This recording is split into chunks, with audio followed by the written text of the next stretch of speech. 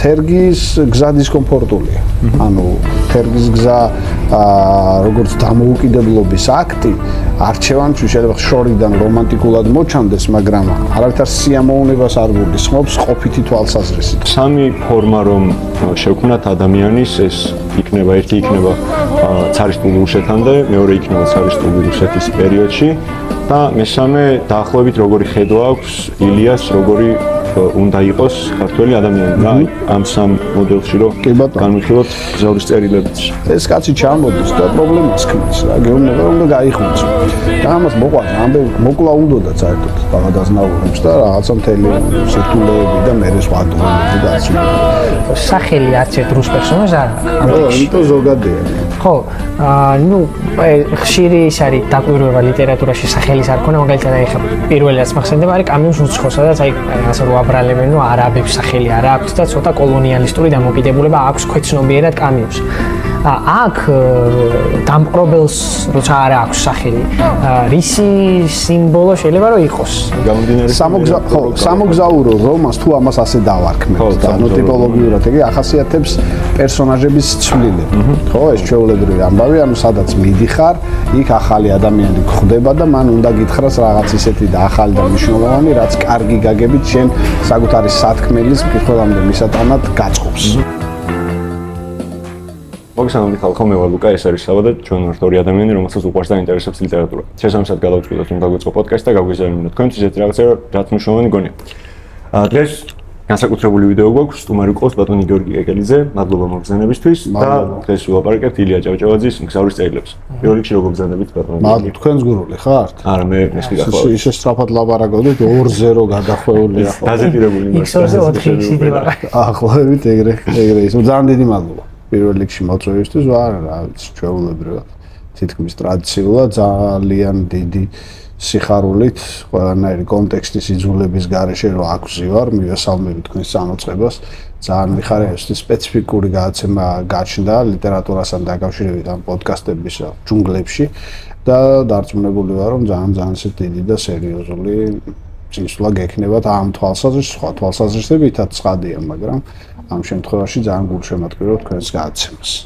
მადლობა ბიბლოს და თქვენ ასევე რომ ეს სივრცე დაგვითმო, იმიტომ რომ ძალიან სასიამოვნო გარემო.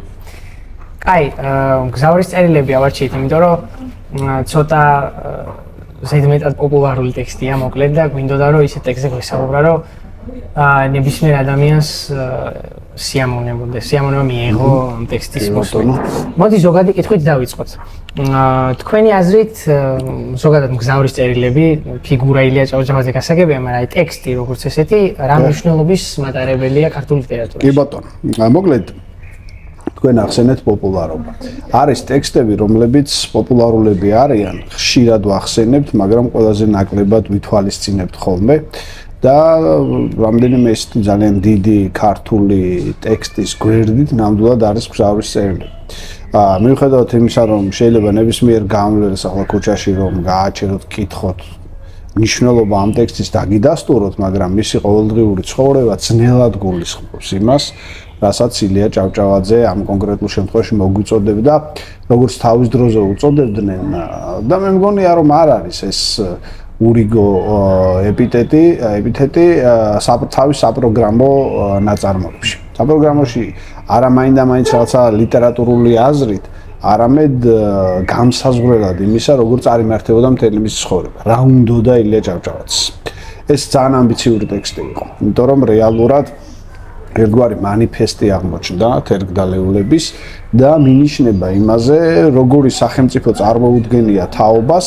შეიძლება ხა სახელმწიფო სიტყვა ცოტა ისეთი უცნაურიც კი მოგეჩვენოთ იმ კონტექსტში, იმიტომ რომ არსაიდან არ ჩანდა არავითარი იმედი, რომ არათუ რუსეთის ცარისტულ იმპერიას დავაღწევდით თავს, არამედ იმ საშინელ ინერციას, რომელიც სრულ გარუსებას გულისხმობდა, ხო?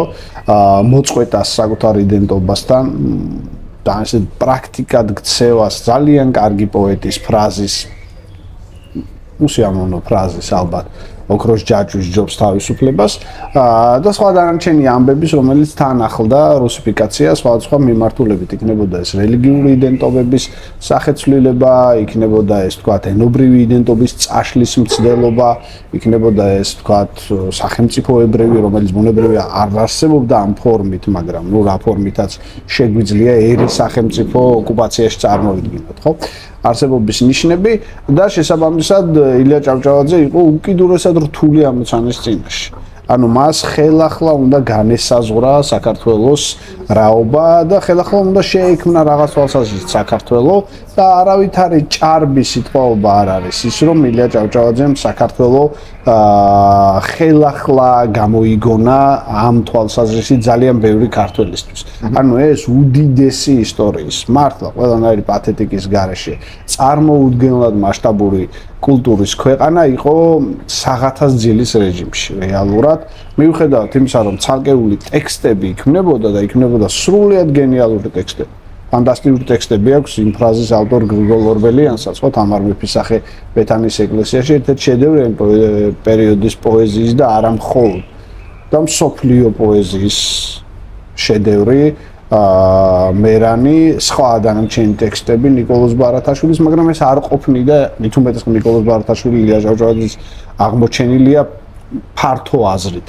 და საზოგადოებასთან მიტანილი ხო ამიტომაც ილია ჭავჭავაძის მისა იყო უკიდურესად რთული თითქმის შეუძლებელიც კი ამ გადასახედიდან და მე არ ვიცი რა მაგია აღმოაჩნდა მას რომ გარკვეულწილად თქვათ მოეხერხებინა და შეექმნა ქვეყანა, რომელსაც საკუთარი იდენტობების ჯაჭვის სწამდა და განიცდიდა რა. ეს იყო ძალიან რთული ამოცანა, იმდენად რთული, რომ რა ვიცი, მე მსოფლიოში ანალოგს იშვიათად პოულობ, მით უმეტეს ასეთ, მოდი პირდაპირ თქვა და ამაზე ილია ჭავჭავაძე ხშირად ლაპარაკობდა კიდეც, არაკონსოლიდირებულ საზოგადოებაში. საქართველოს სამწუხაროდ ასეთია, რომ ჩვენ სპორტად გვაქვს ერთმანეთის ლანძღვა, ერთმანეთის შუღლი და ამის ფონზე შენ გააკეთო ქართველთა შორის წერა-კითხვის გამომცემელი საზოგადოება, რომელიც იქნება ერთ-ერთი ყველაზე მძლავრი და მრავალმხრივი ორგანიზაცია, არის სრულიად წარმოუდგენელი. მე არ მოუშორებულ ვარ მგზავრის წერილებს, შეიძლება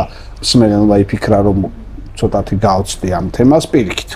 ანუ ილია ჭავჭავაძე, რასაც ახორციელებდა თავის აი ამ ქართველთა შორის წერა-კითხვის გამომცემელ საზოგადოებაში დიმიტრი ყიფიანის მერე სხვა დანარჩენ თქვათ საკუთარ სამოღვაწეო ასბარეზზე ნუ თუნდაც თქვათ ბანკში თუნდაც თქვათ სასამართლოში თუნდაც იმ ჟურნალ გაზეთებში რომელსაც ის რედაქტორობდა იყო სრული გამოძახილი იმისა როგორ ხედავდა ის საქართველოს მგზავრის წერილებში ხო იქ არის რამდენიმე ძალიან მნიშვნელოვანი პასაჟი ეს პასაჟები შეგვიძლია მე ნელ-ნელა განვიხილოთ თქვენი კითხვების მიხედვით და რაღაცნაირად თქვათ კონკრეტული სათქმელი გადავცეთ ჩვენს მითხრას, მაგრამ ერთი დადასტურებით შეგვიძლია ვთქვათ, რომ ეს არის საკუთრივ ილია ჭავჭავაძის საპროგრამო ტექსტი და ილია ჭავჭავაძის პერსონიდან გამომდინარე ქვეყნისთვის საპროგრამო ტექსტიც. აი მე მექნება ეგეთი შეკითხვა, რომ უფრო ცხადი გახდეს და კონტექსტი შეიქმნას, რომ სამი ფორმა რომ შევქმნათ ადამიანის ეს იქნება ერთი იქნება цаრისტული რუსეთამდე, მეორე იქნება цаრისტული რუსეთის პერიოდში და მესამე დაახლოებით როგორი ხედვა აქვს ილიას, როგორი უნდა იყოს ქართველი ადამიანი რა ამ სამ მოდელში რომ განვიხილოთ გზავრის წერილებიც. იცით რა არის цаრისტულ რუსეთამდე ბევრგვარი პერიოდები გვაქვს ხო? გვაქვს ოქროს ხანაც, გვაქვს უამრავი ოკუპაცია სხვა დამპყრობლის მიერ, მაგრამ რეალურად არ გვაქვს წყვეტა ეროვნული იდენტობის მიმართულებით, ხო? მიუხედავად იმისა, რომ ქვეყანა შეიძლება დაიქსაქსოს, დაიყოს, მეფე აღარ გყავდეს, თუ გყავს, თქვათ, დევნილი გყავდეს, ან თქვათ, სამეფო სამთავროებში, კონკრეტულ სამეფო სამთავროებში გრძელდებოდეს მისი გავლენა. საბოლოო ჯამში ეს იდენტობა, ხო, რომელიც აი, თქვათ, ქართლის ცხოვრებაში არის, ნაკარნახევი შენარჩუნებული. ძალიან უცნაური მაგიით, გაურკვეველი ძალით, მაგრამ ამავდროულად ძალიან გარკვეულითაც, ხო? ეს ჩვენ ძალიან დიდი თავგანწირვის და კონკრეტული პერსონების მაგალითი, ხო? რუსიფიკაციის დროს დადგა სხვა საფრთხე. ეს იყო სხვა ტიპის აი რაღაცა ვორონცოვული ოკუპაცია, ხო? რომელიც აი ნელა თაფლაკვერისა და მათრახის პრინციპების შერევით შენ გშლიდა საკუთარი თავიდან. ხო, ეს არის ერთ-ერთი ყველაზე რთული და ძნელად დასამკლავებელი პროცესი, ხო? რომელიც მიდის ნელა გაურკვეველი ბუნდოვანი მომავლით, იმიტომ რომ წარმოიდგინეთ ხა თუ ვიღაცა შემოჭრილია და ყოველდღიურად გავიწროებს, ხო? რაღაცნაირად რეფლექსურად შენ იბრძვი, ან მთლიანად დაიღუპები, ან თქვათ რაღაცნაირად დაამარცხებ. მას როგორც ამას ვახერხებდი სხვა იმპერიების პერიოდში. და აი რუსეთთან დაკავშირებით აი თითქოს რაღაცა ჭაობის სუნი დატრიალდა. და ეს შეგნებულად და სპეციალურად იყო გაკეთებული, თქვენ წაიკითხავთ იმ პერიოდის რუსულ კვლევებს და დაკვირვებებს საქართველოზე, იოლად მიხვდებით რამ ხელა სამუშაო აქვს ჩატარებული. მერეც უკვე ოხრანკას და KGB-ზე, NKVD-ზე, KGB-ზე და თქვათ ახლა უკვე FSB-ზე აღარაფერს აღარ ვარ. შესაბამისად, ამ თვალსაზრისით ერთ-ერთი ყველაზე რთული პერიოდი იყო საქართველოს ისტორიაში, იმიტომ რომ ძალიან ბევრი მომხრე ყავდა შიგნით უკვე цаრისტულ რეჟიმს. სიტუაციური მოკავშირე, ხო? იყო ერთი აჯანყება, რომელიც ჩაახშვეს, შესანიშნავი ხალხი მონაწილეობდა, მათ შორის იმ აჯანყებაში, ვინც მონაწილეობდა, მიმხრეს ნაწილი და გარედან თქვა სხვა ელიტა, სხვა თავადაზნაურობა და წინაურეს და შესაბამისად ილია ჭავჭავაძე ჩამოდის მოცემულობაში, სადაც მისთვის რეალურად მოკავშირე არავინ არ ჩანს. მან გვიან შეიძინა ეს მოკავშირეები და მე იმ მოკავშირეებთანაც პოლემიკა ჰქონდა და ილია ჭავჭავაძის მთელი ცხოვრება არის პოლემიკა. მთელი ცხოვრება არის დისკუსია, მთელი ცხოვრება არის დავა, მტკიცება და ცილისწამებებთან გამკლავება, ხო? მან ეს წინ და წინო იცოდა. ეს ტექსტიც ხო ფორმით არის. რა თქმა უნდა.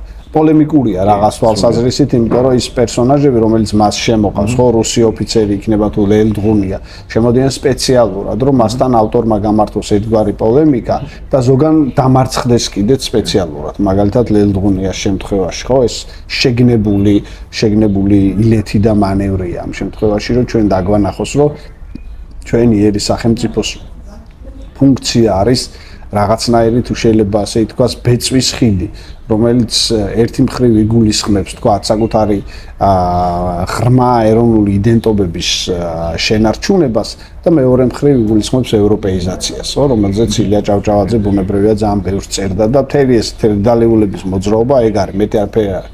საქართველოს ამ რელზე შიგნიდან цаრისტული რეჟიმის თქვათ პრობლემებიდან გადაყვანა. თქვენ საუბრობდით, აი ლუკამ როგორც კლასიფიკაცია მოახდინა. გარკვეულწილად იცვლებოდა ეს წარმოდგენები ქართულ ეროვნულობაზე, რაღაც ნაციონალიზმზე. ხო, თან ირის სახელმწიფო ახსენეთ, რომელიც ცოტა გვიან ყალიბდება მე და ილია როგორც რაღაც მთავარი შემქმნელი ამ ირის სახელმწიფოს ცნების. ტექსტში მგზავრის წერილებში რამდენიმე ადგილას პირდაპირ არის გრიგოლ ორბელიანის რამდენიმე ამონარიდი ლექსებიდან. მისთვის ავტორიტეტი იყო. რა თქმა უნდა, უბრალოდ აქ ერთი განმასხვავებელი ნიშანია, რომელიც მაინც აღნიშნოთ, რომ გრიგოლ ორბელიანს როგორი წარმოდგენა ჰქონდა ქართულ ერზე და ილიამ როგორ შეცვალა ეს. ნუ ჩვენ შეგვიძლია ვთქვათ, რომ აი მაგალითად გრიგოლ ორბელიანმა, როდესაც 1851 წლის გურიის აჯანყება ჩაახშო, მას რაღაცა უფრო კლასობრივი ცნების აღქმა ჰქონდა საკუთარ თავში, რომ თითქოს ყოველ შემთხვევაში ეს ალბათ ყველაზე უხერხული ნაწილია გრიგოლ ორბელიანის ბიოგრაფიის. უბრალოდ, ნუ აშკარაა, რომ მისი ნაციონალიზმის აღქმა ცოტა სხვა იყო. ეს არ იყო ერის სახელმწიფოს აღქმა. გააჩნია პერიოდს. ანუ მე ვერაფრით ვერ ვიტყვი, რომ გრიგოლ ორბელიანი არ იყო პატრიოტი ადამიანი. ვერაფრით ვერ ვიტყვი ამას და არ უყვარდა ქვეყანა. მეტიც თუ ჩვენ მისი ბიოგრაფია კარგად ვიცით, რეალურად გრიგოლ ორბელიანის სტარტი, თუნდაც მონაწილეობა იქ ნალევაიკოს აღსარება, სხვა დანარჩენი ამბები და ზოგადი დამოკიდებულება თავისი ქვეყნისადმი. რა თქმა უნდა იყო პატრიოტი, მაგრამ რეალურად მოცემულობათა და ხდომილებათა სხვადასხვაობამ განაპირობა ის, რომ გრიგოლ ორბელიანი ვერ აღმოჩნდა ილია ჭავჭავაძე და შესაბამისად ის დანებდა. და ეს დანებება, რა თქმა უნდა, ხა ამ გადასახედიდან მაინც და მაინც ასიამოვნო დარჩენს, მაგრამ ის რომ გრიგოლ ორბელიანი ხა არა ქართული პერსონაა, ის რომ თქვათ ის უნიშნელო ფიგურაა, რა თქმა უნდა არ იქნება სწორი ასე ლაპარაკი. მაგრამ და ეს ამას ილია ჭავჭავაძეც ადასტურებს და ის ამ დიდი პატივისცემით მოიხსენიებდა მას გარცვალებს მერეც, მაგრამ ზოგადი აზრით, რა თქმა უნდა, ილია ჭავჭავაძე არის მეტოქე გრიგოლ ორბელი და არა მხოლოდ გრიგოლ ორბელიანის, იქ არის უამრავი ადამიანი, რომელთა სახელებიც დღეს შეიძლება სხვებისთვის, ან ფართო საზოგადოებისთვის მაინც და მაინც არაფრის თქმელი იყოს, მაგრამ იმ პერიოდში დიდი გავლენების მქონე ზოგს ფული აქვს, ზოგს ვთქვათ, მამულები აქვს შესაბამისი, რაც ფულსაც გულისხმობს თავისთავად. და ნუ ესეთი ძალიან რთული პროცესი მიმდინარეობს რა ილია ჭავჭავაძეს უწევს რომ აი ფინანსების მოძიების თვალსაზრისით სხვა მიმართულებებით ძალიან სერიოზული სამუშაო ჩაატაროს და რეალურად კი ილია ჭავჭავაძეს მამული ფანტასტიკური წერილი აქვს მე გირჩევდით ამ წერილის წაკითხვას საქართველოს 1000 წლეულთა გზაგასაყარზე ეგრე ქვია მაგ წიგნს ზურაბ კიკნაძეს სადაც არის რამდენიმე მამულის ცნება მოტანილი მათ შორის ეს არის გრიგოლ ორბელიანის მამული ეს არის ფილადელფო კიკნაძის მამული ეს არის ილია ჭავჭავაძის მამული ანუ როგორ ხედავენ ისინი ქვეყანას რა იდენტობებზე დაშენებულს ხედავენ და მე ამ წერილის წაკითხვას თქვენს მაყურებელს რომელიც ვიცი რომ ლიტერატურისკენ მიდრეკილი არის აუცილებლად ურჩევ. როგორ განსხვავდება მაშინ აი ამ ორი ფიგურის, მით უმეტეს იმის ფონზე რომ აი ტექსტში ჩანს რომ გრიგოლ ორბელიანს უკავია თავისი მნიშვნელოვანი წილი. როგორ განსხვავდება ამ ორი ადამიანის ხედვა სამშობლოს და ერის მიმართ? გრიგოლ ორბელიანი არის ფეოდალური ადამიანი, სამხედრო კარიერის ადამიანია და ის სახელმწიფოს მოწყობას ხედავს ვასალიტეტური პრინციპით, ბუნებრივია, ხო? ნაკლები ინსტიტუციით, მეტი ვერტიკალით და შესაბამისად თქვათ ამ აზრით შეიძლება მოცემულ სიტუაციაში ის თქვათ ცნობდეს მეფის რუსეთსაც და მეფეს რუსეთისასაც, ხო? ილია ჭავჭავაძისთვის ეს მოდელი გაუგებარია.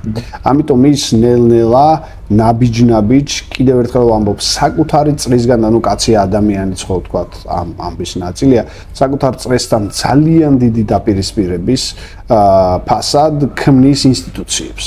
ანუ ის თulis რომ რა თქმა უნდა მამული ენას არწმუნება რომელსაც მე ვთქვა თვითონაც თქვა ავრცობს და სხვა ვარიაციებს გვთავაზობს არის მნიშვნელოვანი მაგრამ ძალიან მნიშვნელოვანია რომ კონდეს სასამართლო ძალიან მნიშვნელოვანია რომ კონდეს ბანკი ძალიან მნიშვნელოვანია რომ კონდეს თეატრი ძალიან მნიშვნელოვანია რომ კონდეს ჟურნალ-გაზეთი ძალიან მნიშვნელოვანია რომ კონდეს სკოლა ილია ჭავჭავაძე უყურებს წარმოუდგენლად მასშტაბურად მას ჰქონდა აი მეტაფორულად თუ ვიტყვით ძალიან ესეთი გრანდიოზული ზურგისტვინა ზუსტად გრძნობდა რა იყო გადარჩენა ზუსტად გრძნობდა სად მიდიოდა კაცობრიობა და შესაბამისად თქვათ ამ გრძნობის მიხედვით უდიდესი შრომის კვალად მან მოახერხა და საქართველოს გადაარჩინა სწორედ აი ამ ნიუანსებზე დაფუძნებული მოწ არა ესე რაღაცა გრანდიოზული ამბით რომ თქვათ სადღაც თქვათ რომელი ვიღაც მეფის ქვეშ ჩვენ შევიკრიბებით და გადავრჩებით, არამედ გადავრჩებით ასე, რომ ყველა სოფელში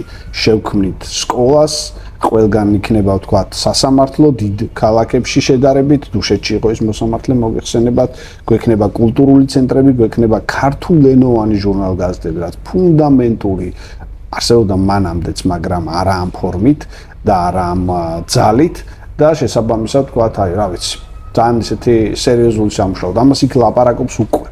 მაგრამ ამას ლაპარაკობს დაყრდნობით თავის მთავარ თეზაზე, ხო და მის მთავარი თეზა რა არის, რომ ადამიანმა უნდა იმოძრაოს, ხო? მოძრაობის აქტი არის ადამიანად ყოფნის ნიშანი ილია ჭავჭავაძესთვის და ამას ის რეალურად თელი ცხოვრების განმავლობაში შეგდის იყო თერგი. კარგულწილად რა. პერსონაჟებზე რო ხანი კონცენტრირდეთ და ხო ტექსტზე რო გადავით პერსონაჟებზე რო კონცენტრირდეთ და საბოლოოდ მაგ მოძრაობის ცნებაზე ვთქვათ ორი სიტყვა კი ხო იმიტომ რომ ეს არის ფუნდამენტურად მნიშვნელოვანი ნაწილი ილია ჭავჭავაძე ამბობს რომ არის ილია ჭავჭავაძე იმეორებს უფრო სწორედ იმიტომ რომ ეს მსოფლიო ფილოსოფიის ესეთი ფუნდამენტური ნაწილია ბერძნული ფილოსოფიისაც და ლათინურისაც ეს არის ვიტა აქტივა და ვიტა კონტემპლატივა ანუ მჭვრეტელობითი გზა და მოძრაობის გზა და ილია ჭავჭავაძე ამბობს რომ ადამიანი განფენილია ადამიანის საზოგადოება ამ ორ გზას შორის არჩევანის ამბავია ხო და მყინვარს და თერგს ადარებს ერთმანეთს ხო მყინვარის გზა არის ჭვრეტა შორიდან მიუკარებლად დაკვირვება და ასე რაღაცნაირად თქვათ საკუთარი დროის, საკუთარი ჟამის მოკლა. თერგის გზა დისკომფორტულია.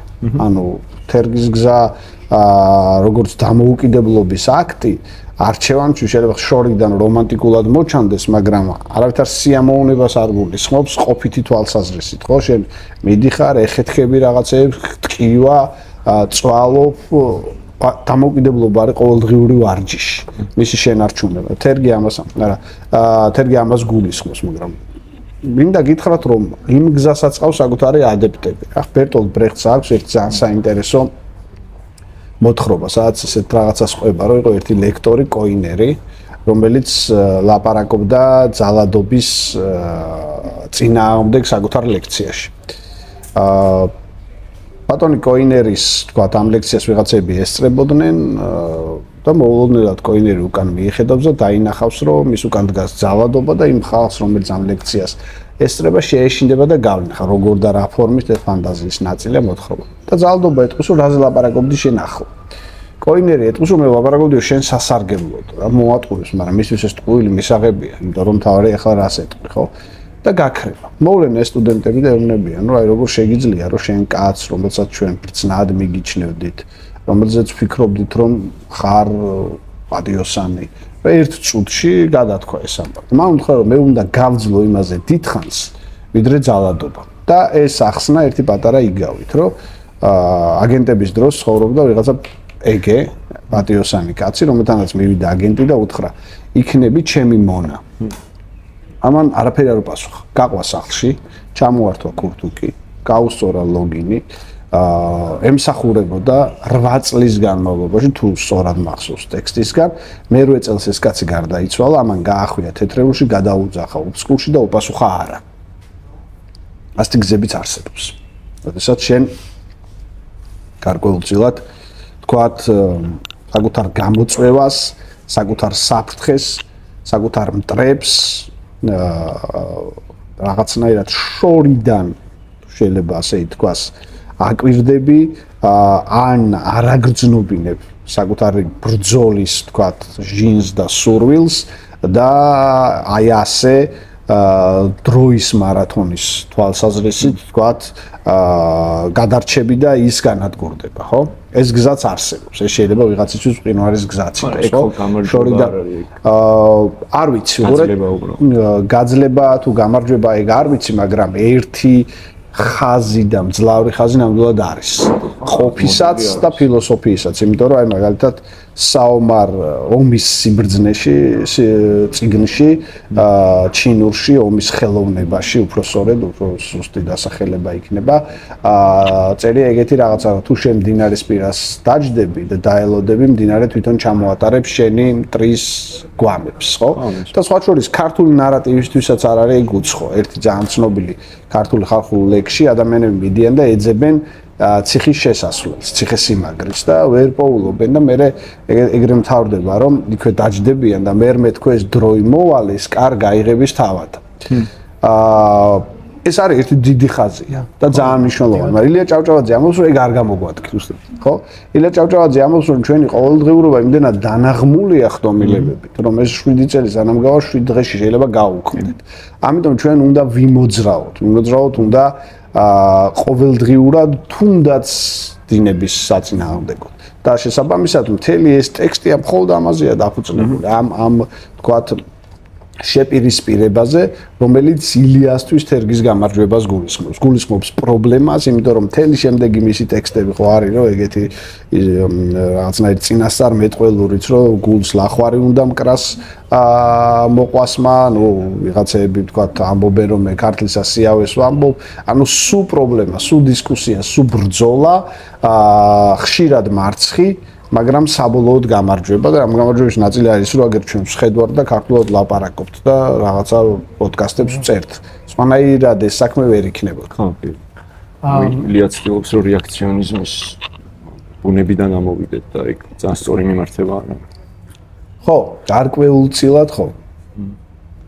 მაშინ რატომ ნელდება თერგი რუსეთში? ანუ იქ რაც ნებაა მაშინ ეს რას ნიშნავს? თუ აქ არის მოძრაობის იდეა და არაკომფორტულობის შესაბამისად, იქ რატომ იცვის? საინტერესო კითხვა არის ეგ. არ ვიცი, ალბათ სადაც წინააღმდეგობა ნაკლებია, სადაც დამტკიცება ნაკლებად გიწევს და უფრო კონფორმისტული და კონფორმული გარემოა შენ თვითონაც გიქრება წინააღმდეგობის სურვილი, ხო? და შესაბამისად თუ მდორდები. მაგრამ მანამ სანამ ის საქართველოშია, მარადიულ რაღაც ბრძოლაშია დღემდე. და ეს არის ჩვენი ის რა ქვია ერთგვარი სიკეთეც და სასჯელიც, ხო? მოსჯილი გვაქვს ეს მოძრაობა, თუ შეიძლება ასე ითქვას, ხო?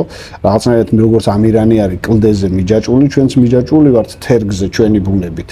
და გარკვეულწილად თქვათ ის მე იქ სად ჩადის და რა მდორდება, ჩვენთვის მნიშვნელობა აღარ აქვს. შედეგი საზოგადოებრივი ჩვენ იმდენად არა ვართ. სულ უნდა ვიმოძრაო. სულ უნდა თქვათ ვეძახოთ საკუთარ თავს, რომ გამოფხიზლება არის აუცილებელი, რომ ჩაძინება, ხო, ოღმეთონ სულ ძილი როზღა გვეღისოს ჩვენ გაღვიძება. ხო, ყველა სიტყვას აქეთ, ყველა მისამართი მიდის ილია ჭავჭავაძესთან. ამ თვალსაზრისით არის ფატალური, ხო? იგივე აი თუ კიწუთი სოფელს მოუხუჭე წამით თვალი ისე გაგთელავს როგორც დიდოელი ლეკი ნაბაც, ეგეც მაგის. ხო, ანუ ამ აზრის ტექსტია ეს. ანუ ჩამოდის თერგი როგორც ეგ რუსეთში არის, იმაზე უარესად არის ჩვენ საზოგადოება, სადაც ჩამოდის. ყველაფერს შეგუებული. ანუ არავით არის მოძრაობა, წარმოიდგინეთ, რომ სადღაცა შედიხართ, აი ოთახში, სადაც ყველას ძინავს და ამ ძილში ყველა კმაყოფილია თან, ხო? და შენ რო ამ ადამიანებს აღვიძებ, პრობლემაა. როგორ არის, ხო, მეორე არა კანონიკური, ანუ ესეთ ძირითად ტექსტში რო აღარ მოხდა დასაწყისი, ხო? კაცი ადამიანის რო იქში ბაყებთან არის ჭაობში ჩაზა და არ უნდა რა ადამიანს ამოსვლა, არ უნდა, იმიტომ რომ რაღაცნაირ სითბოშია და შესაბამისად თქვათ ეს სითბოდ უნდა ჭაობს გულისხმობდეს რაღაც კომფორტის ნაწილია. ეს კაცი ჩამოდის და პრობლემას ქმნის რა, გეუბნება რომ უნდა გაიღვიძო. და ამას მოყვა ძალიან ბევრი მოკლა უნდათ საერთოდ დაღადაზნაურებს და რაღაცა მთელი სირთულეები და მერე სხვა დოელები და არცუბედრო. მოკლის. მერე სხვა ხალხმა მოკლა, მაგრამ ისინი ჩვენ ვიყავით ხო, მაგრამ ნუ ყოველ შემთხვევაში ძალიან დიდი პრობლემაა ჭავჭავაძე იყო პრობლემა კონფორმული ჩვენი საზოგადოებისთვის, იმდროინდელი საზოგადოება, ახლაც პრობლემა იყოს ამ ტიპის საზოგადოება ჩვენ უბრალოდ რაღაცა ტექსტებს ვთქვათ სათაურებს უბრალოდ ვახსენებთ ხოლმე ხშირად, თორემ მოქმედებთ ეგრე როგორც ეს მოჩენილი. ხო, იმიტომ რომ დღესაც ილია ჭავჭავაძე რო გამოჩენილიყო, ძალიან დიდი პრობლემა იქნებოდა და Facebook-ი და ისინი მაგის ლანძღვის მე ზარდაჭერდა და ის ხალხი, ვინც დღეს ილია ჭავჭავაძის სურათებით დარბის. დარწმუნებული ვარ სრულიად, აი მაგას ვერავინ ვერ გადამარწმუნებს, რომ იქ ვიღაცა ხალხი რო არის რა, ვითომ პატრიოტები. და აქეთაც ვიღაცა ვითომ ლიბერალებიც რო არიან. რომლებიც ახლა იკედლებიან რა, იქითაც და აქეთაც რა, ახლობთ ერთ და იგივე ხალხია. ყოველ შემთხვევაში რაღაცა განცდითი აზრით მე მგონი ერთ და იგივე ხალხია. რასაც დავკვირვებდი ვარ. ხო, პირველი საშინელი ის იქნებოდა. დღევანდელი ტერმინი რო გამოვიყენოთ ბულინგის ილია ბულინგის. რა თქმა ვინა პატიებდა და რაც არ მოვიდა ძალიან პირდაპირი იყო. ამაში ის კახელობა შველოდა მე მგონი და ძალიან კაირო შველოდა ხო და ნუ ეს სერიოზული დისკომფორტის მომტანი იყო. მან თქვა რომ მე ვარ თერგი. ხო, კი. და თერგი რო ხარ პრობლემაა რა ხმაურობ, ეხეთქები, ძილს უფრთხობ ტიპებს, ცვლილება გინდა, მოძრაობა გინდა, შეცვლა გინდა იმისი რაც აქ არის ხო ერთი ადგილიდან მეორეში მიდიხარ. არ უნდა და იმ ხალხს რა თუნდა რა შეაწყობ. ბევრი ფული კონდათ.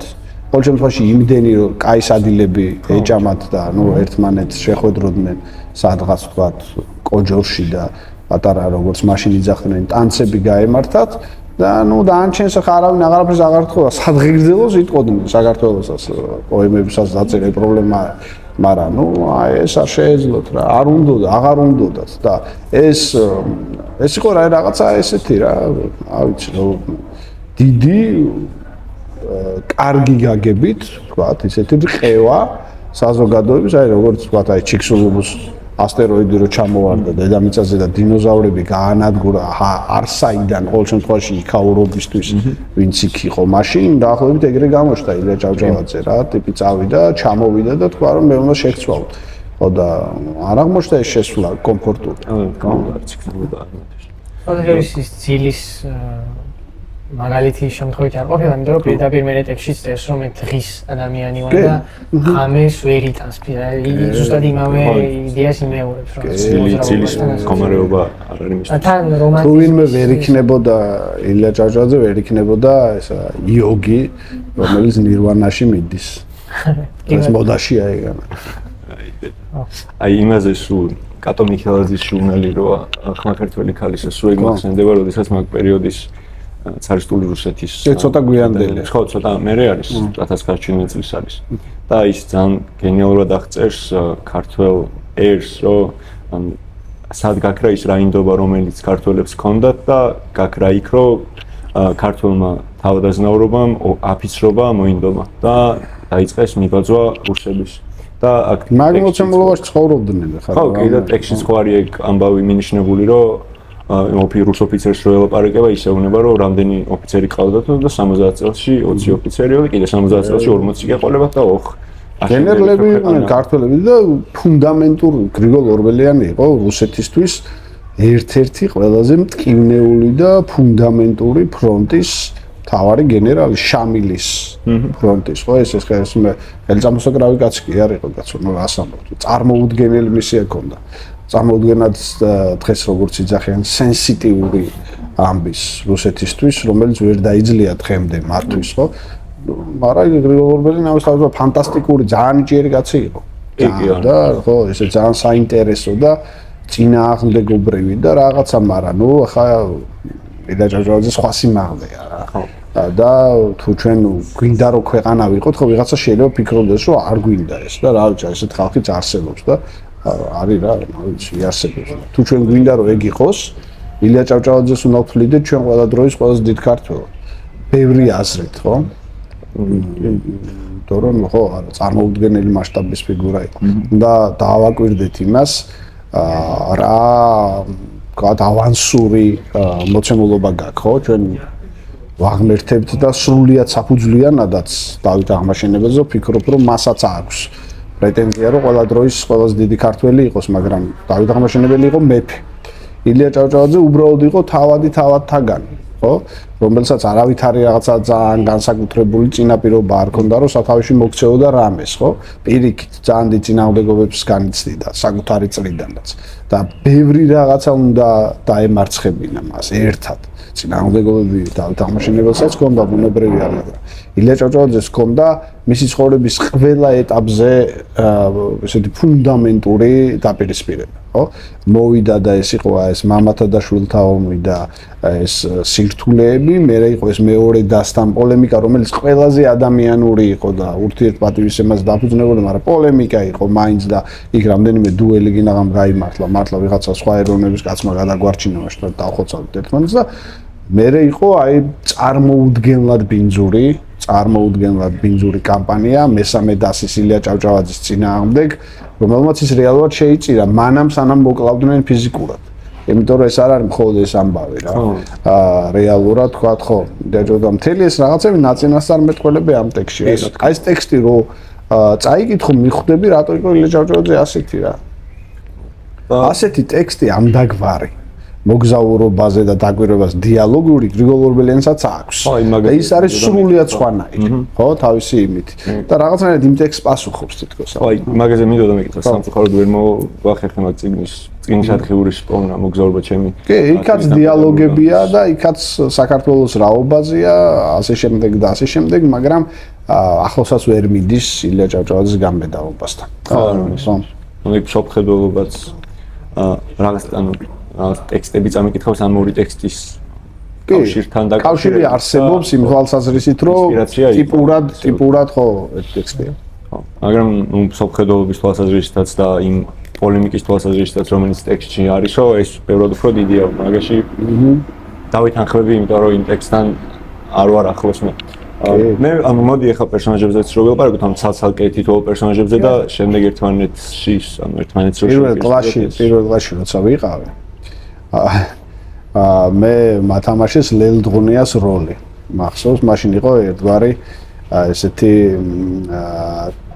პატარა სასკოლო წარმოდგენები რომელსაც ოზურგეთში რატომღაც ვეძახდით მონტაჟს არ ვიცი მაშინ საიდან მოვიდა ეს სიტყვა და ამას საიდან დაერქვა და მაშინ მათამაშეს ეგროვენ და მახსოვს რომ ამბობდნენ რომ ლელდღუნიას მიხმობენ და ის მახსოვს ამ წიგნიდან მე ბევრჯერ წავიკითხე მაშინ რო ვთქვი აი ეგ ფრაზა მახსოვს ლელდღუნია დღემდე ის მეხურა დიდი ფაფახი მაგრამ დედაენა მეჭირა ხელში რატომღაც ეს რაღაცა გათვლა იყო საინტერესო გისმენთ აი როგორი ფორმის პერსონაჟები არიან ცალკე აღებულები ჯერ ისტორიული კონტექსტიდან გამომდინარე სამოგზაურო რომანს თუ ამას ასე დავარქმევთ და ნუ ტიპოლოგიურად ეგ ახასიათებს პერსონაჟების ცვლილება ხო ეს ჩვეულებრივი ამბავი ანუ სადაც მიდიხარ იქ ახალი ადამიანი გხვდება და მან უნდა გითხრას რაღაც ისეთი და ახალი და მნიშვნელოვანი რაც კარგი გაგებით შენ საკუთარი სათქმელის მკითხველამდე მისატანად გაწყობს ხო და ნუ იქ სტანციაზე იქნები, თქვათ, მე გამოცდები, ამ ჩვენს ლელდღუნია შეხვდები, ოფიცერ შეხვდები, სხვა შეხვდები, რეალურად ეს არის წინასწარ განზრახული ამბავი. ხო, ალბათ დაახლოებით ესეთი ამბები ბევრჯერ მოუწევდა ელეჭადროდეს წასვლა წამოსვლა, მის ცხოვრებაში მომხდარა, მაგრამ ეს ახლა განზრახულობით დაწერილი ამბავია, რომელიც თქვათ ერთ ჩარჩოში მოაქცია და ჩვეულებრივი რამე, ხატრული ნაწარმოები და ну да, აი დავარქვათ ხატრული დოკუმენტური, ხო და პრობლემა არა. ეს პერსონაჟები არის სპეციალურად მოტანილი, რომ ჩვენ გვაჩვენოს რანი ვართ და რა უნდა ვიყოთ, ხო? და ვინ არის მთავარი მოწინააღმდეგე ჩვენ. ხო, ანუ ეს დიდი რისკი იყო. რუსი ოფიცერის ასეთ ტიპაჟად გამოყვანა, რომელიც თითქოს თან სასტიკიც არ არის, მაგრამ თან ეს სასტიკიც იგრძნობა იმ ცინიზმში და რაღაცაში. თან თითქოს მოშლილია, მაგრამ ეს მოშლაც ხო ჩვენაზეა, ჩვენვე გურყნის და იმას გვიშვება, ხო, გვაფუჭებს ეს მოცემულობა, იმიტომ რომ ის ითვლება როლ მოდელად, მაშინდელად, ხო? არის აი ძალიან ფაქიზად, ძალიან ზუსტად და ძალიან სკრუპულოზურად დაწერილი. რა მე ვფიქრობ, რომ ილია ჭავჭავაძეს ფანტასტიკურად გამოდიოდა პროზის წერა. ჩემი აზრით, კაცი ადამიანი სხვა ტექსტზე გადავდივარ, ახლა უბრალოდ არის სრული შედევრი ქართული პროზაული და მით უმეტეს ასეთი მწირი წინაპრების ამ თვალსაზრისით პროზაული წინაპრების ფონზე რა იყო მანამ დაწერილი რა ვიცი სოლომონ ისაკის მეჯღანოაშვილი და ნუ მე კაი სურამის ციხე პარო და ძალიან მაგარი ბაშიაჩუკი აკაკი წერეთლის რომელიც გვიანდელი ამიტომ რეალურად ხო აი ეს პერსონაჟები ილიასთან არის აი ესეთი ხატ პერსონაჟები რა რომელიც უნდა დარჩეს ადამიანის მეხსიერებას იმიტომ რომ მათი განზოგადება არის სიოლი ხო საკუთარი ტიპაჟი ხო ევროპულად ჩაცმული კაცი რომელიც ავადაზნაურობის ნაწილია ავადაზნაურობა არის კუდომის გზაზე და მან უნდა მოძებნოს ახალი იდენტობა ახალი საყრდენი ხდება მეორე კაცი რომელიც არის აი ესეთი ჩაცმული სხვანაირად ჩაცმული და რომელიც ეუბნება ფუნდამენტურ რამეს რომ ადამიანის რაობა განსაზღვრული არის არა თქვათ ფორმით არამედ შინაარსით ხო არა მხოლოდ ტალავარით იცნობის კაცი და შეფერს და ეს ანიშნულოვანი ამბავია, იმიტომ რომ მანამდელი საზოგადოება იყო ფორმალური და ცერემონიალური, ხო? იქ რაღაცა აი ეს უხსენებული ბალები, ტანცება წოდებული იმართებოდა, ну, რაღაცა მეფის რუსეთის თქვათ, მეფის ნაცვალთან მიღებები და ну, ამაში გადიოდა დრო რეალურად და ომები, რა თქმა უნდა, იმიტომ რომ ახლა ეს ნაწილი იყო იმდროინდელი საზოგადოების და ილია ჭავჭავაძე ამბობს რომ ჩვენ გვჭირდება ფიქრი ჩვენ გვჭირდება საკუთარი თავის შიგნიდან გაწვრთნა და მოთვინიერება და ამას ათქმევინო ზიარულ ლელღუნიას ანუ ეს არ არის მხოლოდ ისეთი მასაც კი არაფერი არ უშავს ეს შიშველი პატრიოტიზმი არ არის რა არის ან დაკვირვებული ბრძენი და გვეუბნება რომ აი შენ კი ხარ თავადაზნაური და ბევრი ჩინი გააკაგე რომ მაშინ მაგრამ ამან უფრო დიდი სიმართლე მითხრა ვიდრე შენ მითხარე რა ხო და ეს უკვე ეგეც ძალიან დიდი პრობლემა იყო ხა ეგეთი პერსონაჟის გამოყვანა რომელიც რეალურად არის რაღაცნაირად თქვათ ბრძენის როლში და სოციალურად მით უმეტეს იმ დროინდელი საზოგადოება კი ხა ეს არის კდომა ზოგადი აზრი მაგრამ ეს თავდაზნაურობა ესე რაღაცა ჯადოსნური ჯოხის აქნევით კი არ გამქრალა მათ შეინარჩუნეს პოზიციები პარალელურად ბურჟუაზია იბადება ძალიან კლასობრივი საზოგადოება ხო და შესაბამისად თქვა ამნაირ პერსონაჟის შემოყვანა არის ძალიან ისეთი მოულოდნელი ამბავი და კი ლელდღუნი ალბათ არის ერთ-ერთი ესეთი ფუნდამენტური პერსონაჟი ამ ტექსტში და თვითონ ილია ჭავჭავაძე რომელიც კრებითი ახალ თავისი თაობის კრებითი ეს არის რა ქვია გამომხატველი რა ამ თერგდალეული ადამიანი თან შეგვიძლია ისიც ვთქვათ, რომ ლევდღუნიას სახით არა მარტო იმ ქართველ თავადაზნაურობას პასუხობს, არამედ პასუხი არის ხო, აი მაგალითად მეტროპოლიისადმი არის პასუხი, რომ რაღაც ორიენტალისტური ხედვა, რომ თაში სადღაც მიკრუებული ხალხი ცხოვრობს, არაფერი არ იციან და პირდაპირ თითქოს მასაც ეგრე გონია, თითქოს ეგრე ქმნის განცდას თავიდან, რომ აი მოულოდნელია რა, ეხლა ამ კაცმა ესეთი პასუხები გამცა, ხო? თან გაკვირვებით სრულდება ტექსტი, რომ აი ის ჩვენი თავი ჩვენად გვეყუდნოდეს, არ ელოდა მისგან და იმდენად გაკვირვებულია, რომ თითქოს აი ჩვენ შემოგვატოვებს მკითხველს აი ამაზე ამ საფიქრალს გვითხოვს. ხო, ეს არის ესეთი რაღაცნაირი ცენტრალური ფრაზა, თუ არ ჩავთვლით აი ამ შეპირისპირებას თერგისა და მყინვარის, რომელიც ასევე ძალიან თამამია. წარმოუდგენლად თამამი, იმიტომ რომ საქართველო არის ცარისტული რუსეთის ნაწილი. ანუ ფორმალურად მიუხედავად იმისა, რომ უფრო დაპყრობილი იყო შეიძლება საბჭოთა კავშირის დროს საქართველო ეგრე არ ყოფილა. ფორმალურად საბჭოთა კავშირის დროს საქართველოს კიდევ ერთხელ ამბობ, ფორმალურად და არა თვისობრივად გამოყოფა შეეძლო კონსტიტუციის მიხედვით. ეს ხო სხვა ქვეყნების თქვა შემადგენლობა და შენიყავი ცალკე ქვეყანა საქართველოს საბჭოთა რესპუბლიკა გამოყოფა შეგეძლო. იქ ესეც კი არის. ანუ უბრალოდ ნაწილი იყავი და რაღაცა შენი ხმოსნები შეიძლება ყოლოდა იმ დროიდან, ანუ აი კიდურესად, აი თუ შეიძლება ასე ითქვას და მოშლილ ნაციონალურ სივრცეში ადამიანს ათქმევინებს ფრაზას, რომელიც არის მკვეთრად ნაციონალური. რომ ჩვენი თავი ჩვენადმე უნდა გვეყუდნოდეს რა. ეს იყო მეხის გავარდნისთვის, ხო, რაღაც ხალხი რო ზის და ეგერ მეფის ნაცვალი რას ეტყვის, თქვათ, ციხაღვინოს რომ მიირთმევს და იმაზე არის დამოკიდებული და ეს კაცმა დაწერა წიგნი, სადაც მთავარი პერსონაჟი გვეუბნება, ამას მიწიზვრა. და ნუ ისეთია რა, ვიღაცა შეიძლება გამოფხიზლდა კიდეც, ვიღაცა ვერ გამოფხიზლდა, ვიღაცას ეწყინა. მაგრამ რა ახლა წენა რა, ახლა დილაჟოროძე, დილაჟოროძე ნაბიჯებს უწყინდათ მაგათ, იმიტომ რომ როგორც უკვე ბევრჯერ თქვით რამელ ლაპარაკში ეს დისკომფორტს გულისხმობთ. ხო, ეს ხო არ არის თან ლევდღუნიებისთვის გათვლილი ტექსტი, იმიტომ რომ წერა-კითხვის გამავრცელების საზოგადოება არ არის სხვა ახლა ჩამოვიდა. ანუ ეს არის თავისი სოციალური ფენის ხალხისთვის, რომ უყვება რომ აი ხალხო რაღაცა თან თავისთავად პირდაპირ დარტყმა იმ ხალხის მიმართ, რომლებიც იმ დროს ქართულ საზოგადოებას ქვეყანა არ ქვია, მაშინ სამწუხაროდ მართავენ. და ნუ ისეთი, რა ქვია, იმდენად მძლავრი, რომ ხო თავისთავადში ბევრი გამოაფხიზდა. არა მხოლოდ დარტყმა არის, არამედ პირიქით დანახვებაც არის, ხო, ეხლა ლეჯავჯავაძის მიუხედავად იმისა, რომ პოლემიკურად თითქმის ყველა ადამიანთან, ვინ ჩვენ ვიცით რაღაცების პოლემიკა ქონია, რაღაც ტიპის, არ არის აუცილებელი, რომ ისეთი როგორც მას ქონდა ხა ოქსაურთან და ასე შემდეგ და შემდეგ კვალთან და ასე შემდეგ, ხო? მაინც ამ ბევრ თანამოაზრე შემოიკრიბა. ძალიან დიდი ავტორიტეტი იყო, განსაკუთრებით თქვა საწყის წლებში და მე ხარ, ნუ ამ ცილის ამბების ფონზე ძალიან დააზიანეს, მაგრამ ნუ მაინც ვერაფერი ვერ უქნეს საბოლოო ჯამში. გრძელვადიანი პერსპექტივით, მაგრამ იმის თქმა მინდა, რომ ეს არის ერთი მხრივ დარტყმა, მაგრამ მეორე მხრივ იმ ხალხის შეგულიანება, ვინც გულში ესე ფიქრობს. ხო, და უამრავი თანამოაზრე ყავდა მას, თქვა, თერგდალებულთა შორის და ესეთი კონგლომერატი შექმნა ხა. მე ჩემთვის კიდე ერთხელ ვამბობ, გასაოცარი ამბავი ხა, მე თვითონ რაღაცა სოციალურად აქტიური ადამიანი ვარ და მეტნაკლებად თქვა, ბევრ ადამიანთან მაქვს შეხება და ვიცი, რამდენად პრობლემურია ჩვენ საზოგადოებაში კონსოლიდაცია. რამდენად პრობლემურია, რა ვიცი, ორი ქართველი ერთად როზის, ვიცი, რომ მესამეს ლანძღავს რა. ანუ ზუსტად ვიცი რომ იქ რო შედან მესამეს ლანძღავენ და ეს პრობლემა იყო მაშინაც, მაგრამ ილია ჭავჭავაძემ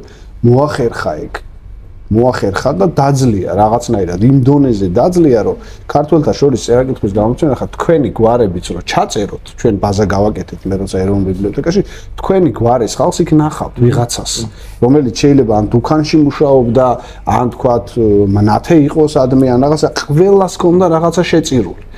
ერთი მანეთი რაღაცა რამ წარმოუდგენელი კონსოლი. მე ესეთი მახსოვს მენეჯმენტურად ალბათ რა საქართველოს ისტორიაში რაც გააკეთა გრიგოლ ხანძთელმა, ოღონდ სხვა სფეროში და რაღაც ტიპის მხარდაჭერის თქვა თუ შეიძლება ასე ითქვას კვალად, მაგრამ ილია ჭავჭავაძემ რაც გააკეთა ეს ნაღდისასწაული იყო რა. ანუ ამდენი ხალხი რაღაც განაწყო იმისთვის, რომ თავარი რაღაც გააკეთებულიყო ხალხს უნდა წერა-კითხვა და შესაბამისად თქვათ სახელმწიფოდ ჩვენ მომზადებული ყავთ, იმიტომ რომ 1918 წელს რაც გამოცხადდა, სხვა ხალხმა გამოაცხადა, იმ ხალხს იდაჭავჭავადაც არ უყვარდა, მაგრამ საბოლოო ჯამში იყო ამის შედეგი. ანუ ყველა იმ თქვათ ადამიანს, დანარჩენ ადამიანებს, ვინც ხმას აძლევდა, თქვათ ეს სიკეთე ქონდა მიღებული, ხო, სკოლებს ქმნიდა, რამხელა წინააღმდეგ უნდა ვაჟაფშაველას ერთი 7-ჯერ galახეს და ჭხუბი და უბედურება საათს მიდიოდა, იმიტომ რომ არავის არ აწყობდა ეს ამბავი რა, რაც დაიწყეს სოფლის მასწავლებლად მუშაობდა ვაჟაფშაველა, ილია ანაწილებდა, ხო, რა თონეთშიც იყო და თიანეთშიც იყო, ცალკეზე სულ ჭხუბი და სულ რაღაც. პრობლემა იყო რა, ეს საქართველოს საზოგადოებისთვის, მაგრამ რაღაცა სასწაული მოახერხა და გააკეთა, არ ვიცი რა, ძალიან დიდი უნარების ადამიანი აღმოჩნდა. ეს თან თერგდალებულებზეც რო აქვს ფრაზა, რომ აი სამი რამის გამო გვერდჩიან, ერთი იმიტომ რომ თერგდალებულები ვართ, მეორე იმიტომ რომ თერგდალებულები ვარ და მესამე იმიტომ რომ თერგდალებულები. ხო, თერგდალებულობა ნიშნავდა იმას, რომ ცოდნისკენ ვართ, ხო, რაღაცნაირად მიდრეკილები და ეს ცოდნა ცლის და შეცვლა არის პრობლემა, ხო? იმიტომ რომ მყინვარ ნანახებიც ხო შეიძლება ყოფილიყვნენ. იგივენაირი აქტია, ხო? იქ გადადიან, გადმოდიან და მყინვარს შეხედავდა. თერგი თქვა, იმიტომ რომ თერგი არის ცოდნა, მოძრავი ცოდნა. და მყინვარი არის, ნუ მივიღე რა, განათლება ჩამოვიდე, დავჯექი და რა. ხო, და ეგ არ ეკნებოდა დიდი პრობლემა არავისთვის. პირი კაი სამსახურს ნახავ და რაღაცა რა პრობლემაა. ხო. პერსონაჟებით გავაგზავნოთ. მე მინდა რომ კონცენტრირდეთ აი იმ რუს პერსონაჟებზე, რომელიც მოგზაურობის დასაწყისში არის. ხო. აი ხა ბოლოჯერ რომ გადავიკითხე, დავაკვირდი რომ სახელი არც ერთ რუს პერსონაჟს არ აქვს. ხო, იმიტომ ზოგადია. ხო. ნუ ხშირი ის არის დაკვირვება ლიტერატურაში სახელის არ ქონა, მაგალითად აი ხა პირველი რაც მახსენდება არის კამიუს უცხო, სადაც აი რაღაცა რო აბრალებენ, რომ არაბებს სახელი არ აქვს და ცოტა კოლონიალისტური დამოკიდებულება აქვს ქვეცნობიერად კამიუს. აქ დამპყრობელს როცა არ აქვს სახელი, რისი სიმბოლო შეიძლება რომ იყოს? ჩემი აზრით რაღაცა უფრო ორი გზით წავედი რა. ერთი რომ ეს პირდაპირ გაუცხოების სიმბოლო, რომ თითქოს ადამიანი, რომელიც არის რაღაცა ისეთ განათლებული წარმოსაგრელი ქართველი, ხო? რომლის დამოკიდებულებაც ამ რუსის მიმართ სახელს ვარ აქვს, ანუ მის არ შეუძლია რომ პერსონიფიცირება გაუკეთოს ამ რუსს და რაც შეიძლება მაქსიმალურად აშორებს მის თავს და დამპყრობელს. მე მგონია რომ ეს არის წაშლა სხვადასხვა გვარობის დამპყრობლის. ანუ მათრახი და თაფლაკვერი ვახსენეთ, ხო? და ნუ ესეც მუშაობდა. ხო, ვინც იყო მკაცრი, შეიძლება ის ძულდათ, ვინც იყო თაფლაკვერით მოსული, შეიძლება ის სიმპათიებს იწვევდა და ილია ჭავჭავაძემ გითხრა, რომ სულ ერთია რა. დამპყრობელს სახელი არ აქვს. გინდისე მოვიდეს, გინდასე მოვიდეს, არსებითი მნიშვნელობა არ აქვს. შენ მაინც ხარ დამპყრობილი. გინდ გაგიღიმოს, გინდ ეგერ ჭიქა არაყი შემოგთავაზოს, გინდ გითხრას რომ რა მაგარი თქვათ ცეკვა იცი შენ და რა მაგარი სიმღერა, სულ ერთია. ის შენთვის იგივენაირად უსახელოა, ვიდრე მეორე ადამიანი, რომელიც მოდის და ჩექმით და ხიშტით თქვათ ცდილობს შენს დამონებას. კი არა და შეიძლება ის პირველი ჯობდეს, იმიტომ იმას კემან შეებრძოლები და რაღაცნაირად ან გაიმარჯვებ, ან მოკვდები და აქ იბნევი. და ილია ჭავჭავაძე გვეუბნება რომ არ დავიბნეთ რა, არა, ყველა ერთნაირად usახელოა. კი ბატონო. შინელნელა. მაზე მინდოდა რა ქვია. აი იზლერის ბაღზე რო ეუბნება რა, აი მაგაშიც ჩანს ეს ხედვა ილიასი, რომ გვანახებს რომ აი 64-ის პროტოტიპი, რომელიც შექმნილი იქნება, არის ცრუ 64. და სიმულაციით. ხო, რეალურ სიმულაციაში ხარ. ნამდვილი 64 არის ყაზბეგი და გერგეტის სამება, სადაც ხსნის თან მელდღუნი ახსნის მაგას, ხო? მელდღუნი ყვება ეს ცნობილი სამება. ჩვენთვის. ჩვენთვის ხადია ქართველებისთვის. და მე მგონი მაგათვისაც, იმიტომ რომ ნუ მიდრეკილი იყო ეგ ქვეყანა მაგის პოჭიომკინის სოფლებს თუ გავიხსენებ, რომელიც აი რუსული, цаრისტული, თქვათ, მოცემულობისთვის, იმიტომ რომ რეალურად თქვათ ის არის რა, პოჭიომკინის სოფლები არის იმ იმპერიის სახეხატი და მეორე საბჭოთა კავშირისაც გარკვეულწილად როგორც აი ერთი დღით მოგზაურობისთვის შექმნილი სოფლები, რომლებიც სინამდვილეში არ იყვნენ სოფლები. ანუ ყოველ ისეთი არ იყვნენ როგორებიც არის. მე სხვა შორის დაახლოებით ეგეთი გამოცდილება ერთი ქვეყნის ლიდერის აქ ჩამოსვლის დროს მქონდა, როცა ეროვნულ ბიბლიოთეკაში მუშაობდი, იმიტომ რომ წინ ფასადი ჩამოგვაფარებინეს, თითქოს ის წინასახლი გარემონტებული იყო და ნახატები იყო ერთი სახლის მაგივრა, საოცარი გამოცდილება იყო და მაშინ მივხვდი რა იყო ეს პოჭიომკინის სოფელი, ახლა რა ცხადია, არც ქვეყანას ვახსენებ და არც დროს. ხო და იმაზე მინდა და მეკითხა რა ქვია. ზოგადად ნაციონალიზმის და ლიტერატურის მიმართებაზე მინდა რომ გკითხოთ, იმიტომ რომ ძალიან მაინტერესებს თქვენი აზრი. აი დაახლოებით 1-2 წლის წინ აი ლიბრიზე წიგნს რო განვიხილავდით უნივერსიტეტში, ერთმა სტუდენტმა ცოტა მემარცხენე იყო, მაგრამ გასაგებია მაგითო რომ თქვა, მაგრამ მაინც თქვა ეგეთი ფრაზა, რომ ნაციონალიზმი მტერია ლიტერატურის, რა. და ჩემდა გასაკვირად ბევრი დაითანხმა. ოღონდ არგუმენტები არის რა, მართლა. აი მაგალითად ახლა რო ადგეს და ამერიკელმა რო წაიგითხოს გზავრის წერილები. კულტურულ და ისტორიულ კონტექსტს გაიგებს, მაგრამ აი ხა ჩვენ როგორც განვიხილავთ რომ გერგეთის სამება და სრუსამოთხე და სახელი არა. როგორც თარგმნი, გაგურეთ რა არის ლიტერატურა არის სტილი და ამავდროულად ლიტერატურა არის მისი დამწერის ტალანტი და ძალა. ზოგადი აზრი დისკუსია მიმდინარეობს იმასთან დაკავშირებითაც, მაგალითად, ჰაგიოგრაფია არის თუ არა ლიტერატურა. ჰაგიოგრაფია ლიტერატურაა, ჩემი აზრით. რაც არ უნდა დიდმა ავტორიტეტებმა თქვან, რომ არა. იმიტომ რომ იქ სადაც არსებობს სტილი, კარნი, ხორშაკი, მტკი და ასე შემდეგ და ასე შემდეგ, რაც არ უნდა ჩაფიქრებული იყოს, როგორც არა ლიტერატურა და მართალი ამბავი. ავტომატურად მისამართდება როგორც ლიტერატურა. შესაბამისად, ვინ დაწერს და როგორ დაწერს, ამას აქვს არსებითი მნიშვნელობა. თორემ რა თქვათ მიმართება ექნება ტექსტს, ეს უკვე მეორე ხარისხოვნად იქცევა. არგუმენტი, რომელსაც თქვენ ამბობთ, გასაგები არგუმენტია, რომ ჭარბი, თქვათ, ყოველდღიურობის შემოტანა, პოლიტიზაცია ტექსტების, პოეტი ტრიბუნის, თქვათ, გააქტიურება შეიძლება სადღაც ვიღაცისთვის ხარისხს ურტყამდეს. მაგრამ ეს მხოლოდ ვიღაცისთვის, იმიტომ რომ სიტუაციურია. ლიტერატურა არის ადამიანის ცხოვრების შემადგენელი ნაწილი. შესაბამისად, თქვათ, მოცემულობები და ხდომილებები ლიტერატურაზე ისეთივე გავლენას ახდენენ, როგორც ადამიანს. და პერიოდები ბუნებრივია ამ თვალსაზრისით სხვადასხვაობს, ხო? და ვიცით, რომ აი მაგალითად სიმბოლისტებს ამ ტიპის რეალიზმისადმი ჰქონდათ პროტესტი. იქ მალარმეც რაღაცას იძახდა, თქვათ, ბოდლერის ყველა რეინბოუს არც რაღაცას იძახდა და მე ქართველი სიმბოლისტებს იძახდნენ, რომ მე მირჩევნია ვიყო მალარმე და მოვკვდე, თქვათ, როგორც ჭაობის ბაყაყი ვიდრე ვიყო აკაკი და ასე შემდეგ ქართველი ავტორების ის მანერულია მესმის რაღაცის გამო, კაია თავისი ადგილი აქვს. მაგრამ იმ ხალხს ქონდა თავისი მისია.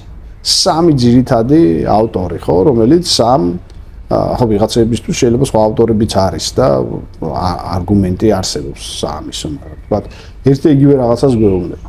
ანუ ერთი გვეუბნება, რომ თქვათ, გარემოების საყვირი ხანძისა და ხანცისა, მეორე გვეუბნება, რომ ღმერთთან მისთვის ვლაპარაკობ, რომ წარუძღვე წინა ერსა. ანუ ღმერთი, თქვათ, როგორც რაღაც ქვევით, თქვათ, წყობითი ნაწილი, გარემო ხანმიცის და ხანცის დაახლოებით იგივეა და მესამე ვაჟა-ფშაველა გვეუბნება დაახლოებით იგივეს. ვაჟა-ფშაველა არ არის კაი პოეტი. ვაჟა-ფშაველა გვეუბნება, რა თქმა უნდა, ვაჟა-ფშაველა არის ფანტასტიკური სოფლიო მასშტაბის ავტორი, ხო? და ვაჟა-ფშაველაც იგივეს გვეუბნება. რომ ვამაყობ იმით, რომ ცას ციურად და მიწად მივეთავასი. ხო? ზუსტად იგივე ის არის. ანუ ამ თაობას, ამ მოცემულობას ჰქონდა ხედვის ეს რაკურსი და იძულება. ხო? და შესაბამისად, უბრალოდ შეიძლება თავიდან რაღაც ტიპის იძულება, მაგრამ მე უკვე რაკურსად ქცევ. ამიტომ ეს ხა ამ გადასახედიდან რაღაცა დაზარალდა, კაცშვილმა არც ისე. ანუ შეიძლება სხვანაირად წერაც არც უნდოდა და არც შეეძლო. მე მგონია რომ იქ არაფერი არ დაზარალებულა. მე მგონია რომ ეს ყველაფერი იყო ეკაურობის ნადმე. მე მგონია რომ აგაგი წერტლის ტექსტები, რომლებსაც ჩვენ დღეს ცოტა სხვანაირად ვხედავთ და განვიხილავთ, არის ძალიან დიდი და მნიშვნელოვანი ტექსტები. 90-იან წლების მიწურულს 2000-იან დასაწყისში წამოვიდა ეს რაღაცა ცოტა რაღაც პოსტმოდერნიზმის და ეს ქართული ცოტა გოიმური ფსევდოლიბერალური რევიზიები დიდი ავტორების, ხო, ვიღაცა იძახდა რომ კოსტანე გამსახურდია არ მომწონს, არ ვარგა, ვიღაცა აგაგიწერეთელი პოეტი არ არის, სისულელე. ძალიან დიდი პოეტია ის და ისიც ძალიან დიდი ავტორია. და მასშტაბის ლექსი როგორც არის ავადმყოფი მგოსანი და მასშტაბის თქვათ პროზა როგორც არის ბაშიაჩუკი ძალიან ბევრს არა აქვს დაწერილი და იმ მასშტაბის ფილოსოფიური ტექსტი როგორც არის თქვათ გამზრდელი, რომელიც ესე მარტო ის გამზრდელი კი არ არის, ძალიან ბევრი რაღაც შეგვიძლია დავინახოთ იქ ოლიმპო ღმერთი და ასე შემდეგ და ასე ცოტა ჭკუის დატანება უნდა და არა ეს რაღაცა ყალბი მანერული ამბავი რომ აი ხა მე დავწერ სტატია არა ის კი არ მარტო ეს არის ალბათ. ამიტომ ცოტა ღრმა ფიქრი ჭირდება რომ საქმეს. მემარცხენეობა მაგ საკითხთან რა კავშირში იყო ეს იყო. რა კავშირში იყო და მარქსის მარქსმა თქვა რომ ილია ჭავჭავაძე არ მიყვარსო? არა, ნაციონალიზმი ხო მარქსიზმში მიუღებელია და მაგას ილია ჭავჭავაძესაც არ უყვარდა მარქსი. კი, მარქსიზმის თუთი ყურშადაც მოიხსენიებდა ვიღაცა. ის ჩვენს თანამემამულეს. კი ბატონო. ჩვენს თანასკოლესაც ვაშო. კარგი, მგზავრის წერილებზე მოვურჩეთ ამით და ბოლოს პატარა ბლიცი გვაქვს მომზადებული ზოგადად ლიტერატურაზე და კი ბატონო. თუ არის შესაძლებელი რაღაც კითხვას დაგისვამ თქვენი გემოვნების შესახებ. საუკეთესო დასასრული რომელიც წაგიკითხავთ. ძალიან რთული კითხვა, ძალიან რთული. კი ბატონო. ალდო კეთელაურის ალბათ. აი, სამი ქართველი პროზაიკოსი, მე დასაწყისები უფრო მიყვარს მათ შორის. არ შეგეკითხეთ დასაწყისი ნუ გითხავთ ესე გამახსენებთ. იმან და ბევრი მაქვს თან. ხო, დასასრული უფრო რთული იყო წესითი და მაგიტოს ჩავშვით. სამი ქართველი პროზაიკოსი, რომელიც თქვენი აზრით არასაკმარისად არის დაფასებული. უფრო მეტად უნდა იყოს. რთული კითხვა. ლეო ქიაჩელი ალბათ. ლეო ქიაჩელი. ჩემი აზრით, დანიელ ჭონქაძე, დაუფასებლებზე ვლაპარაკობ ახლა და არა ვთქვათ კლასიკოსებს. და რა ნიკოლოზ კიფანიძეც ალბათ. ნიკოლოზ კიფანიძეზე რა ინდებზე ჩავწერეთ მოგესა. გაცემა? კი ბატონო. ყველაზე თქვენი საყვარელი ქალი პერსონაჟი. ანუ სხვა ეპითეტით მოგისმენთ ეპითეტ. მოგეთ თქვენი ფავორიტი? ქალი პერსონაჟი. ჩინათი. და მამაკაცი? თანდები. კარგი. ხო, სხვაებიც. ხო, მესმის, კი ბატონო. ყველაზე კარგი მეორე ხარისხოვანი პერსონაჟი რომელიც წაგიკითხავთ. სად? ზოგადად ლიტერატურაში. ქართულში არა. არა, მარტო ქართულში. სოფლიო. ვახ. აკაბი, ალბათ ჰერმან მელვილის მობი დიკში. რომელი უცხოური წიგნის ავტორი იქნებოდა? აი სიამოვნებით. ეკლბერი ფინის დავგადასავლის ცხადია, იმიტომ რომ ეს ჩემი იდენტობის ნაწილია ბავშვობიდან მოყოლებული. და ქართულის? ქართულის ვაჟა-ფშაველას ნებისმიერ ლექს მოვაწერდი ხელს დიდი სიხარულით. აი მგზავრის წერილებზე ვლაპარაკობთ და რა უფრო მნიშვნელოვანია თქვენთვის დანიშნულების წერტილი თუ გზა? გზა. აი აქ მართლა გულწრფელი ვარ და ისეთ ყოფითი აზრითაც ეგრეა. ანუ გზაზე როცა მივდივარ ის უფრო სიამოვნეს ვიდრე სადღაცო ჩავდივარ. კი ბატონო. უნდა იყოს თუ არა ლიტერატურა სასიამოვნო საკითხი აპრიორი?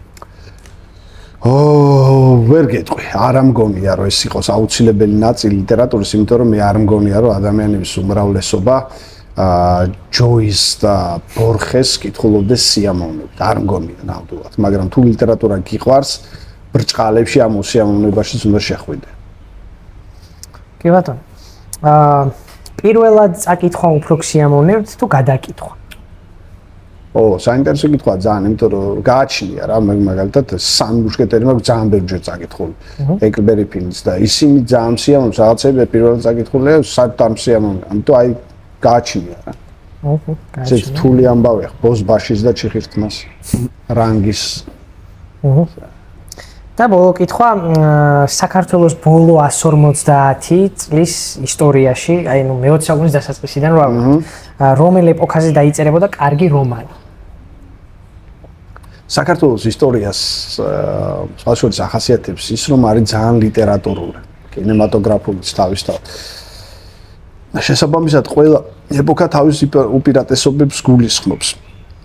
მაგრამ ალბათ, რახანაც სხვა ეპოქები მეტნაკლებად, ხო, ესეთი სხვა დაკვირვების საგნად იქცა, ძალიან საინტერესო იქნებოდა აი სადღაც 30-იანების მიწურულს რეპრესიების მერე და 50-იანების დასაწყისში რა ხდებოდა იმ თქვათ დამალულ სივრცეში, რომელიც როგორც წესი ლიტერატურის იმდროინდელი ისტორიას არ აღუწერია, როგორც ცხოვრობდნენ ქართველი მწერლები, როგორ იყო მათი ყოფა გადარჩენილი მწერლები, მაგრამ ძალიან კაი ხალხი და ძალიან საინტერესო. ხო, აი ეს პერიოდი ჩემთვის ძალიან საინტერესო იქნება, ვინმეს რომ ყველაზე უფრო მიტოვებული დროა აღწერის თვალსაზრისით. მადლობა დიდი, მადლობა რომ მოგზავნით საინტერესო საუბარი. თქვენ მადლობა და წარმატებებს გისურვებთ სულ. გაიხარეთ. გამოიწერეთ ხალხო არხი და ზარის ღილა კი გააქტიურეთ, იმიტომ რომ ეს კვირაში ერთ კონკრეტულ დღეს არ ვდებთ და როცა დავდებთ, მაშინ მოგივათ. ეს ეძახის? ხო, მესიჯი მიდის რომ აი მერანმა დადო. აჰა. ხო, და შეგიძლიათ რომ დაგვეხმაროთ ტექნიკის ყიდვაში, ქისაჯის ლინკი იქნება აღწერაში და თან კითხვების გამოგვიგზავნოთ. მადლობა და მადლობა ბიბლიის კაფეს ადგილის დათმობისთვის. ხო, მომავალ შეხვედრამდე ხალხო. მადლობა, მომავალ შეხვედრამდე.